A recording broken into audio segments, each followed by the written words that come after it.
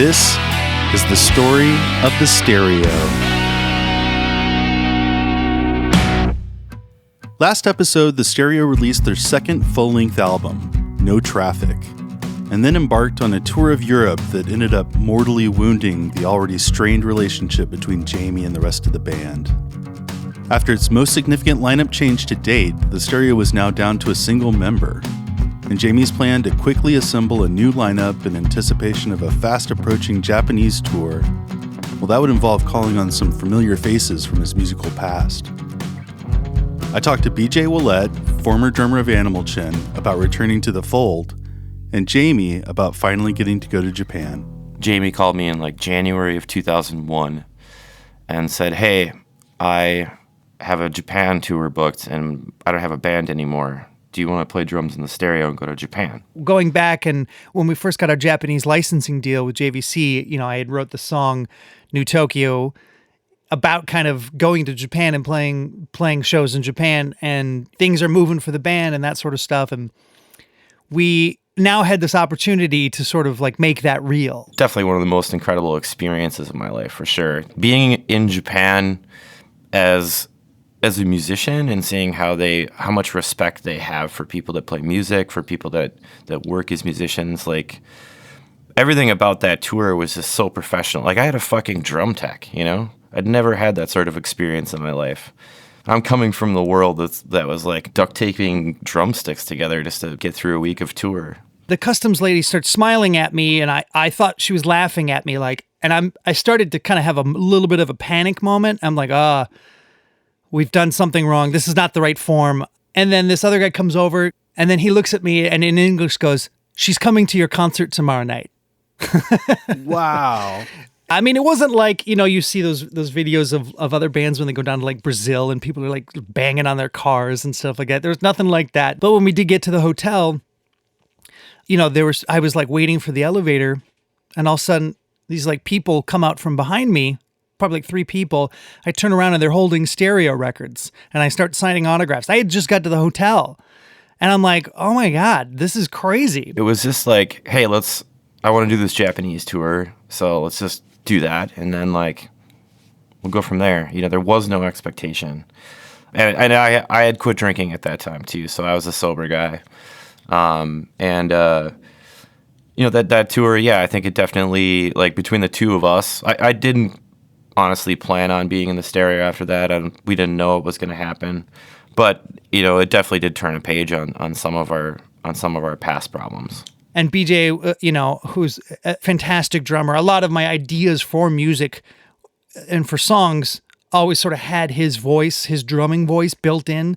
So now we've got this guy that kind of play my ideas the way I heard them. A triumphant tour of Japan seemed to be exactly what the Stereo needed after the caustic and contentious trip to Europe. Another thing the Stereo needed? To become an actual band again. Finding full-time band members may have been a struggle that never truly ended, but I talked to Jamie, BJ, and bassist Chris Serafini about the incremental progress made towards reestablishing the foundations of the band after returning from Japan. BJ said yes, and the other guy said no. And so it was okay, well, all right then. So I got one, but that's what led me to having to call Chris Serafini and Kevin Scanlon from the band Pollen. So that's where Serafini enters the picture. The Italian stallion. Pollen had broken up.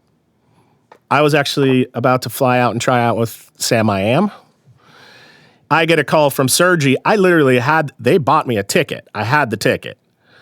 And was ready to go. And with the mindset that I may be moving to San Francisco. And I get a call 2 days before I'm supposed to leave, and he says, hey, man, sorry, we broke up. And I get a call from Kevin from Pollen saying, hey, the Stereo needs a bass player and a guitar player to go on a tour. Do you want to do it? I said, look, I got this 35-day tour coming up.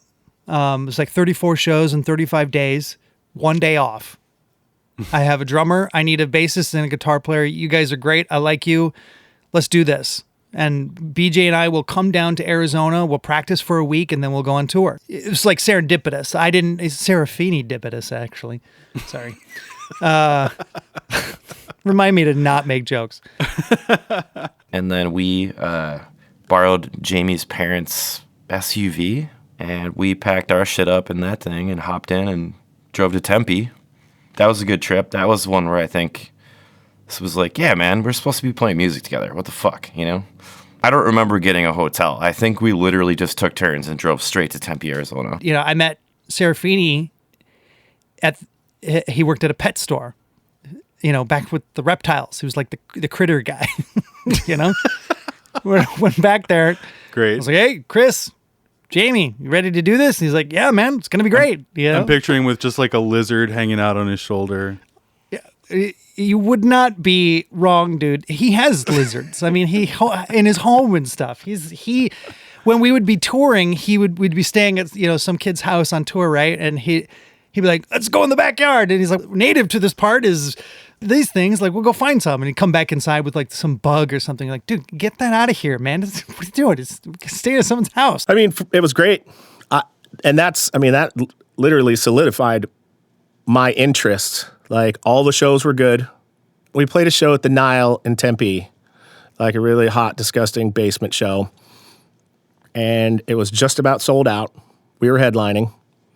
And the place went completely batshit.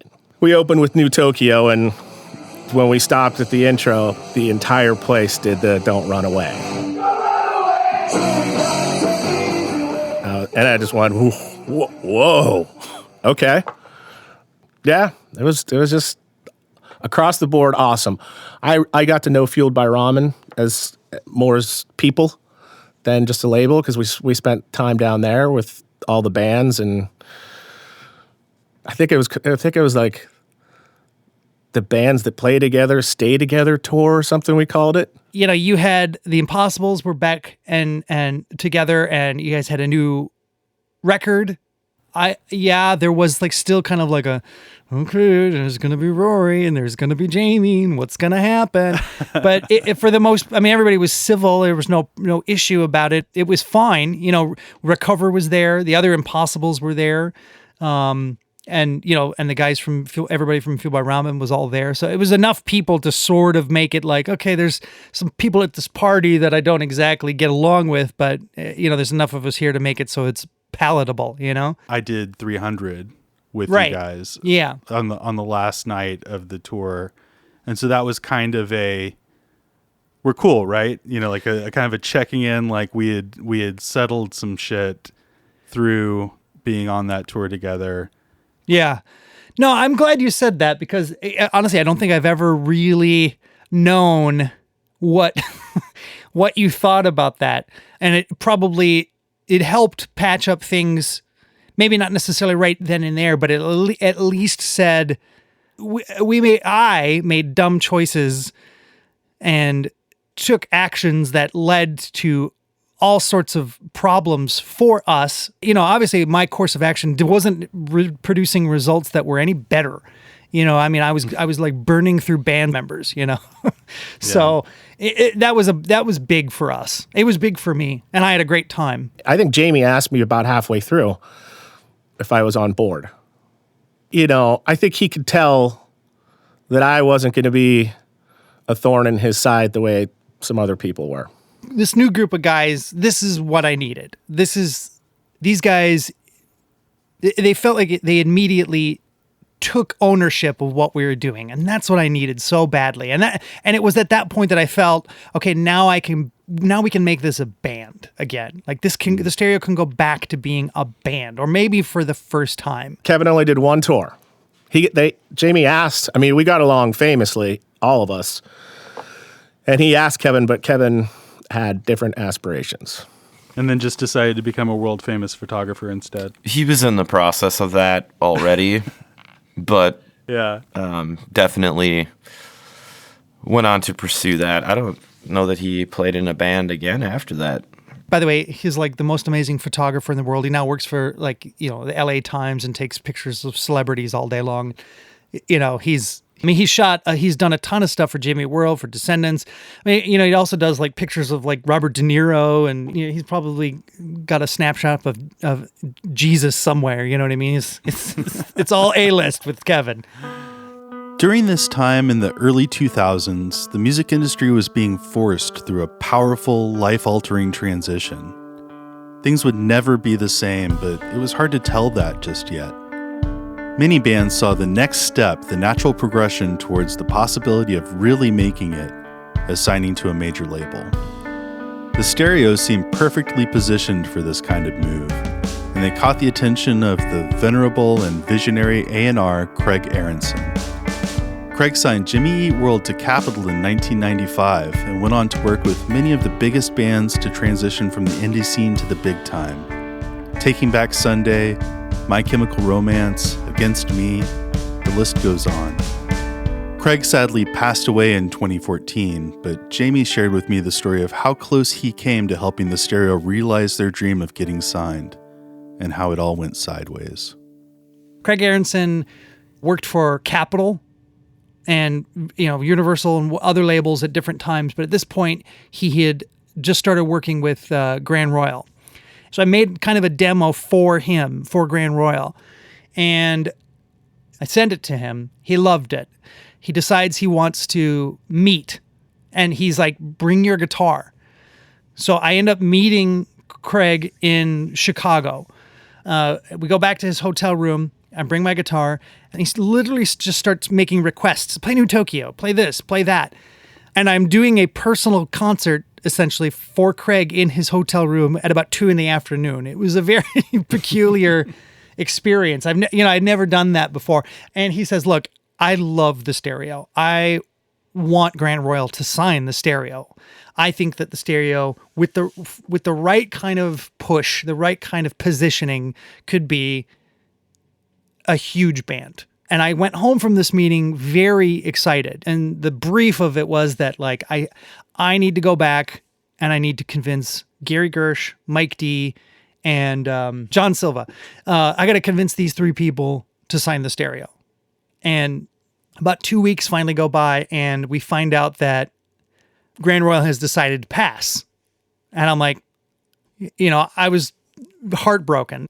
About a month to the day of the meeting, I saw something on MTV News that Grand Royal had, like, people showed up to work and the doors were locked. They had closed down like overnight. The comments that were made, and specifically from Craig, when Craig told John that we're passing, he said to John, we don't think that the Stereo could sell millions of records. That's like the quote.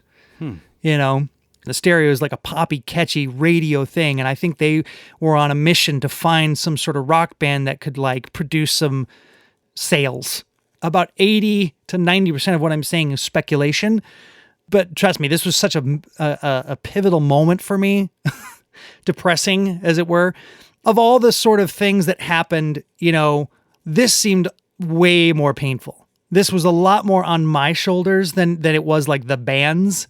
I had started to let myself believe that it would never happen, and throughout the course of Stereo's history, it seemed like we would always be able to get into the room and talk to the people that we needed to talk to make the thing happen, but it would just never go. After a tumultuous year that had seen the foundations of the band broken down and reformed, the Stereo were now ready to move on and release new music with the lineup of singer-guitarist Jamie Wolford, bassist Chris Serafini, and drummer BJ Wuollet. The title of their next record, Rewind and Record, was a not particularly subtle allusion to the idea of starting over. The last time the Stereo had made an album, Jamie ended up releasing a record that he couldn't even listen to. And this was a chance to go back to the beginning and try to get it right. We found this fucking studio in the suburbs that some entrepreneur, like just millionaire, just built a recording studio because he wanted to have one for fun. We tracked the drums in there, and it just sounded like shit. It just didn't sound right. They were very, very boomy.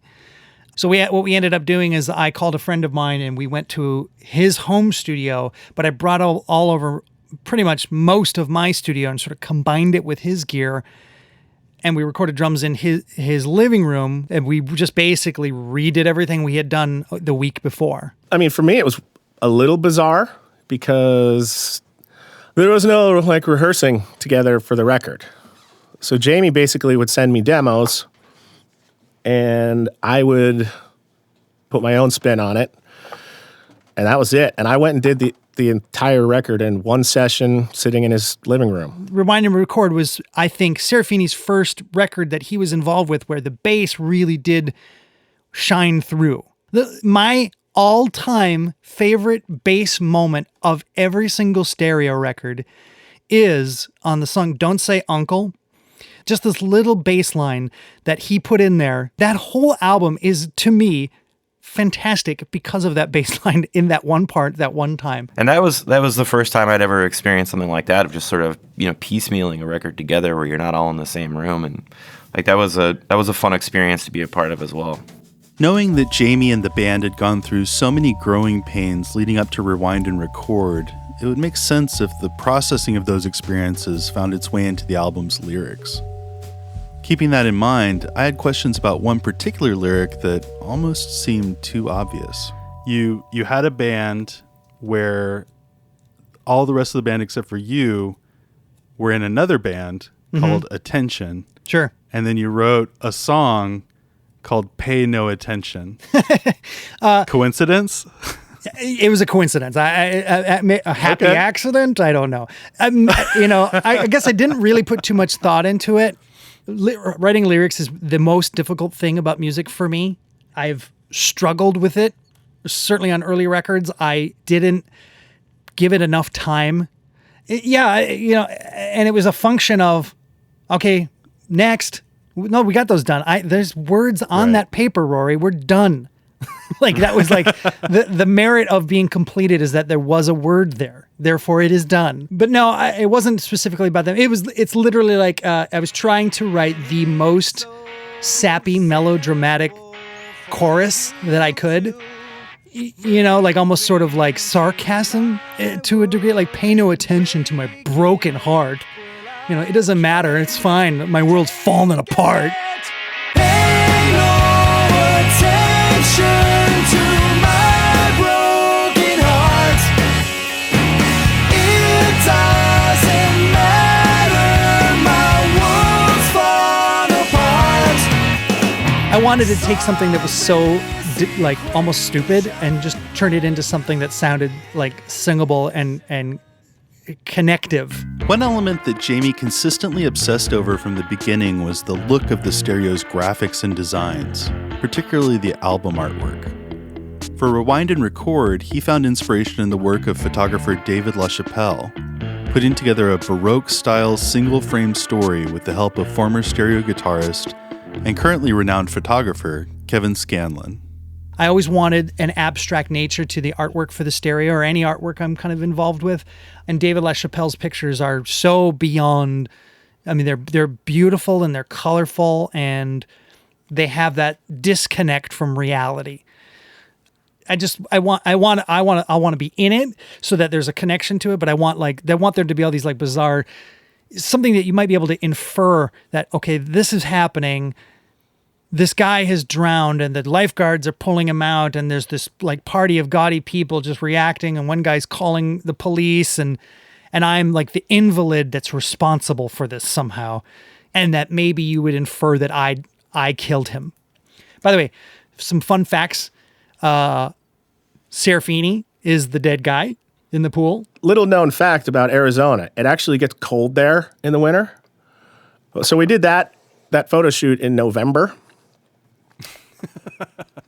And that swimming pool's ice cold. Okay. Yeah. We had to get it in one shot. In order to even be able to do it, I would lay on the side of the pool and put my hand in the water up to my elbow to try to like get my body used to what's about to happen to it. And luckily they had a hot tub.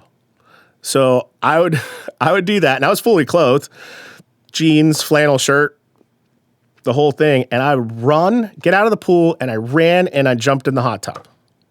I mean, it was harsh. There's also a ghost on the record. You have to look very carefully. There's a mannequin in the background. There is a bottle of urine, and there are drugs. The girl kind of standing kind of in the middle on the roller skates. That is Tamara Serafini, my wife. In that photo, we had not started dating. He sort of used the photo shoot experience as a way to sort of, hey, you know, my band is doing this photo shoot. Maybe you want to come down and be in our photo shoot. And he like sort of used this album cover as the way to get his girl. So nice. I have a really, really like sort of soft spot in my heart for this because, you know, they've been together ever since, and like they didn't really know each other at that point. It's a heartwarming sort of aspect to the cover of the album. The Stereo were several years into their pursuit of rock stardom, but to this point had never formally engaged with that ubiquitous figure found in all great music industry stories, the rock and roll manager. Scott McCracken. Scott McCracken was a manager from New York City, and he'd worked with bands like Black Eyed Peas and 98 Degrees. So why he was like interested in us was like, interesting. I can't come to the phone right now. Fergie's having an issue.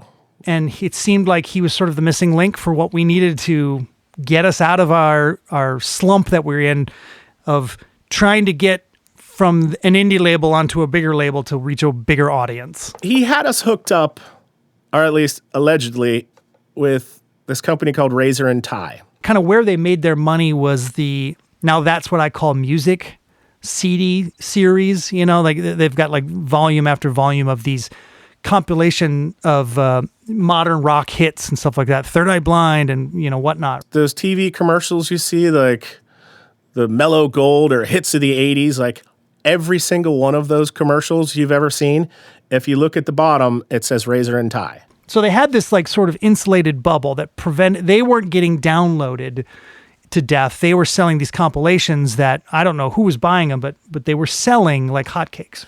And then they decided they wanted to get into the band game and start putting out some bands. We, since Grand Royal, were looking for a label that could facilitate the actions of a major label, but then acted like an insulated indie label. He basically told us they were going to sign a deal with us, and he thought that was the best place to be because they had a ton of money and we wouldn't be lost in a sea of huge artists and all this stuff. We're like, that sounds great. They got to the point where our manager and our attorney and the president got in a room to discuss our band over a couple of hours or whatever, and they got down to they figured out exactly what we were going to get paid, and they figured out how much was going to go to management and lawyers, and the last thing that was left was president of the label wanted to see us play live. He just wanted to know that, you know, what he heard on the record could be pulled off, you know, by the guys in a room with a crowd of people. When we would go to Los Angeles, it was like we would play one show in LA proper, and then we would play every little suburb that had a venue. So we'd be there for a week. And they just came to the wrong ones. They never came to the one in Anaheim where we sold out Chain Reaction every time we played there, you know? And that was our showcase for all these labels. You know what I mean? That was just like how that band went. We're going to do another showcase. And this time we're going to do it in Boston. Boston's a really great city for the Stereo. And we're going to do it at the Middle East, which is a fantastic venue.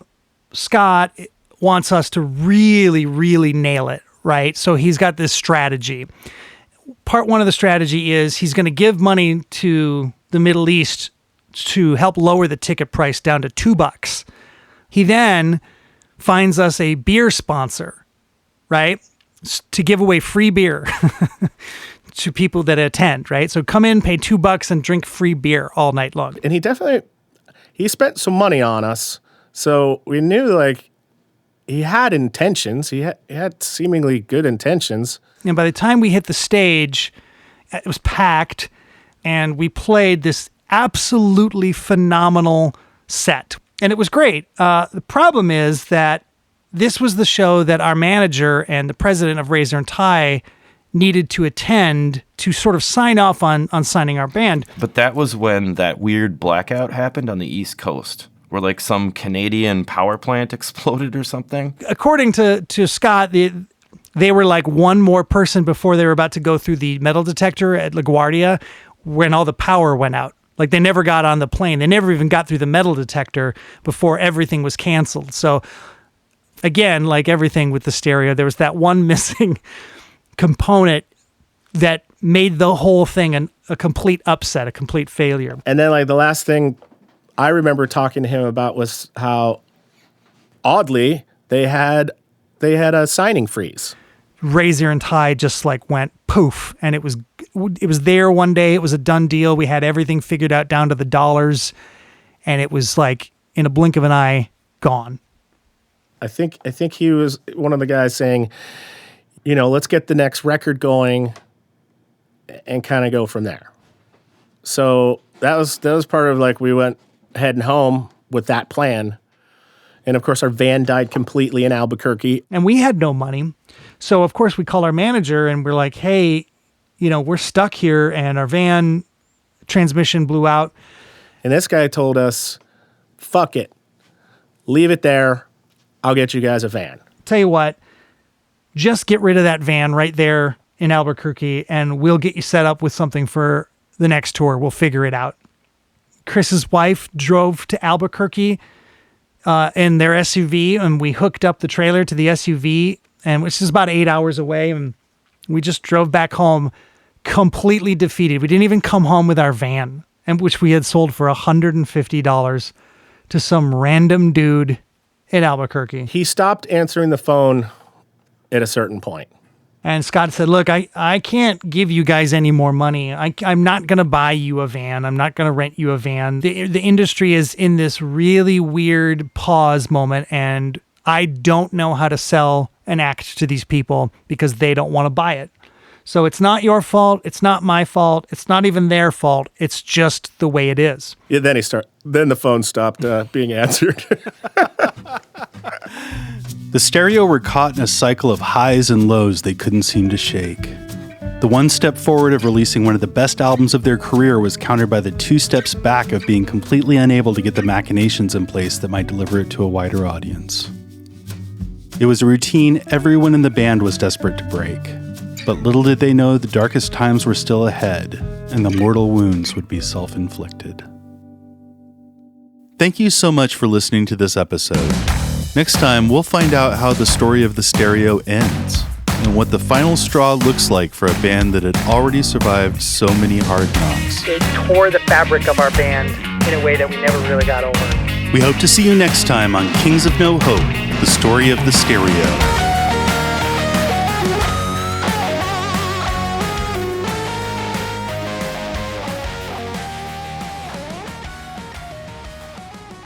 Kings of No Hope is written and produced by me, Rory Phillips. You can find me on Twitter and Instagram at RoryATX. The Stereo are on Facebook, Twitter, and Instagram at The Stereo Rock. You can listen to The Stereo on Spotify, Apple Music, or by playing Stairway to Heaven backwards after midnight during an advanced Dungeons & Dragons campaign.